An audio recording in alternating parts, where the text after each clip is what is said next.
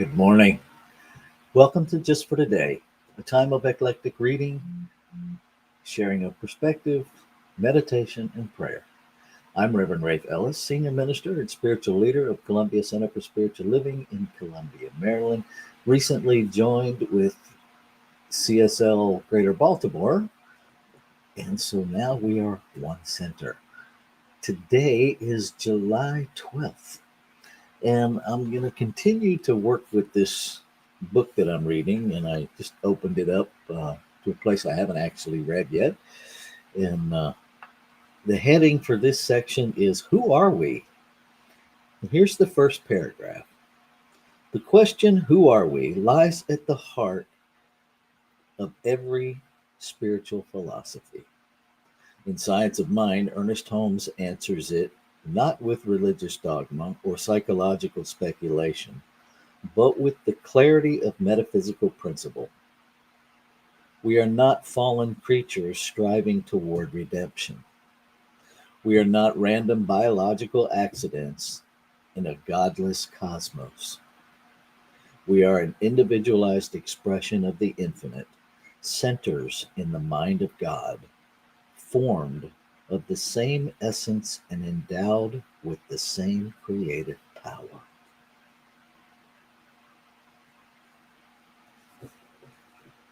That can be a lot for us to wrap our humanity around, to allow our brains to take in. And yet, my experience is my soul, the essence of me, the spiritual activity of me recognizes those words as the truth of me and the truth of you. Um, I think sometimes we get lost in this human process of defining who we are by what we accomplish, by what we accumulate, by the titles attached to our names. Um, I'll use myself as an example. Um, I carry the title of minister. Does that define who I am? No. It defines the activity of my life. Ministry is a verb.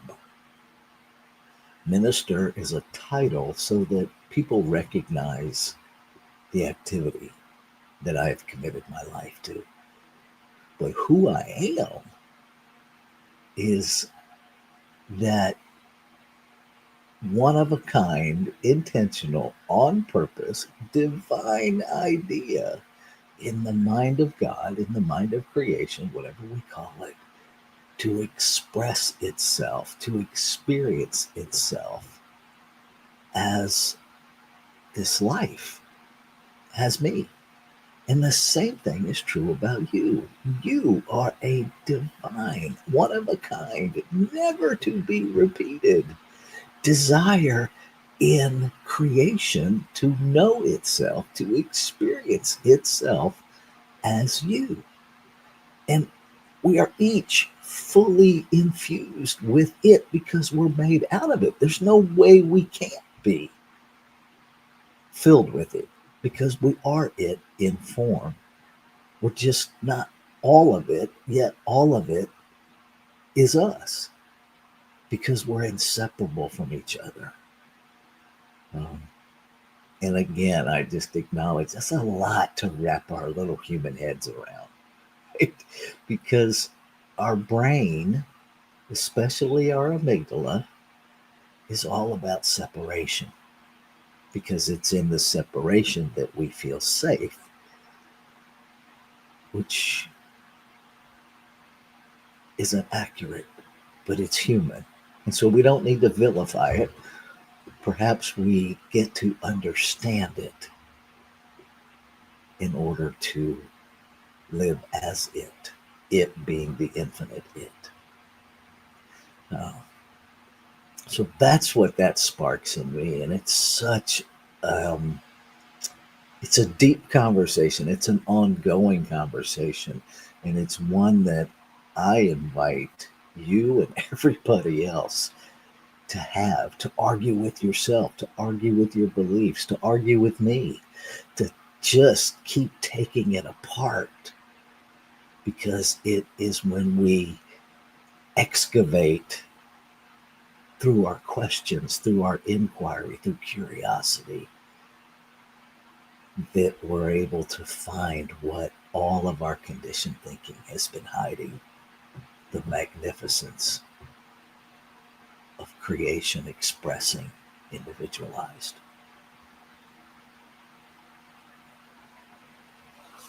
So I see we have a couple of folks on. If anybody wants to share their thoughts, I'll pause here for just a moment before I take us into our 5-minute meditation practice.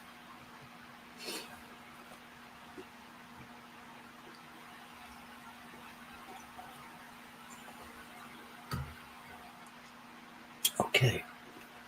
So I'm going to read this paragraph one more time and then take us into our 5-minute meditation practice. It is timed because otherwise I'll be here meditating all afternoon. I invite you to just use it as a time of practice, to be present with whatever comes up for you. Who are we? The question, who are we, lies at the heart of every spiritual philosophy. In Science of Mind, Ernest Holmes answers it not with religious dogma or psychological speculation, but with the clarity of metaphysical principle. We are not fallen creatures striving toward redemption. We are not biological accidents in a godless cosmos. We are individualized expressions of the infinite, centers in the mind of God, formed of the same essence and endowed with the same creative power. So let's take that into our time of contemplation and meditation.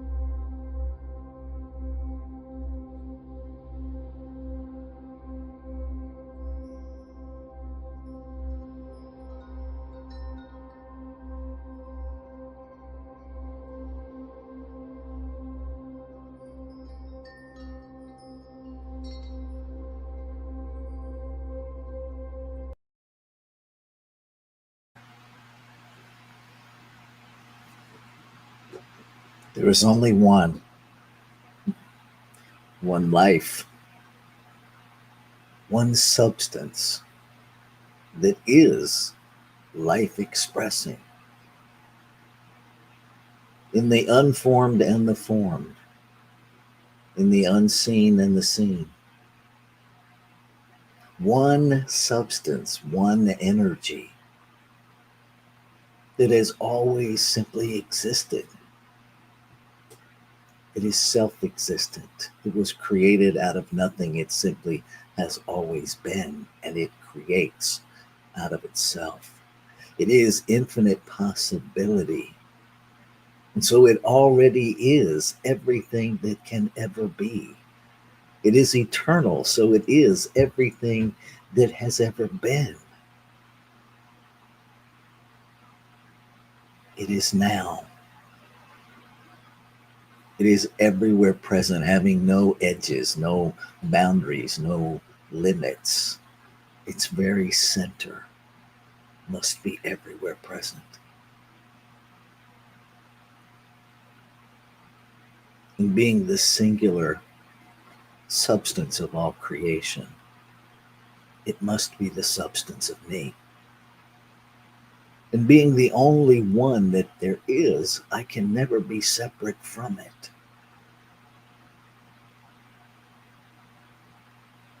So I recognize the truth of who I am is the I am, expressing individualized in form. I claim and affirm an active awareness and embodiment for all of life to know at that deep, unquestioned level, an embodiment that each is a divine idea in the very heart of creation, a smile of God itself, life itself, whatever name we call it. Love expressing in form, a portal of the creative process, expressing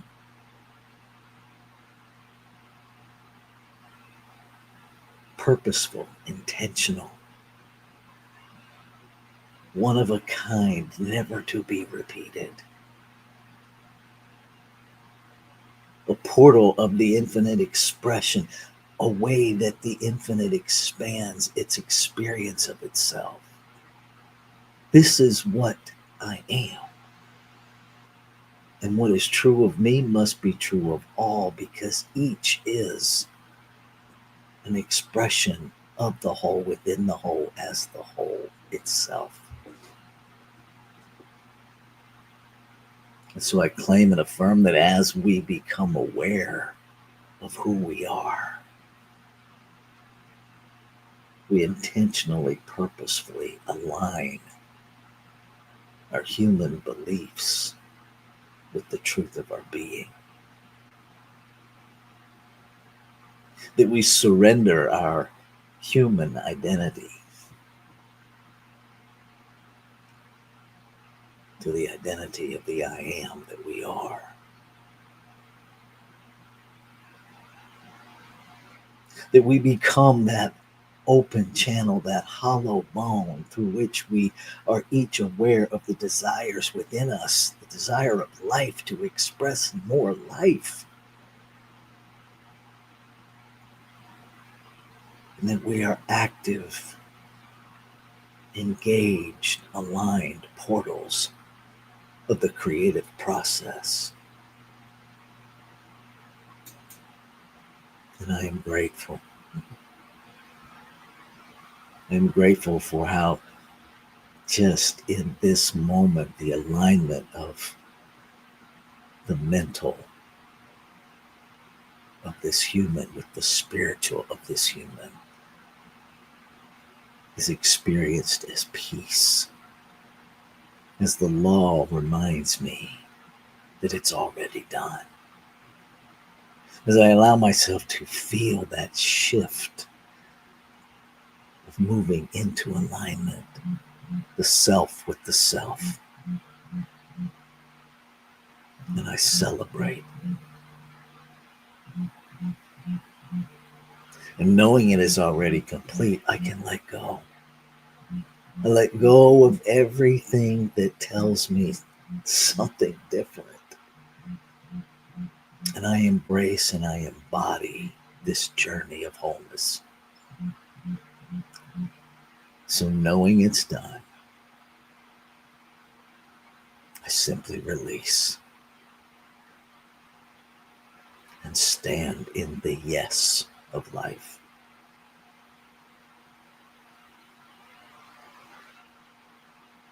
Ashe. Shalom. Aho. Amin. Amen. And so it is. Namaste.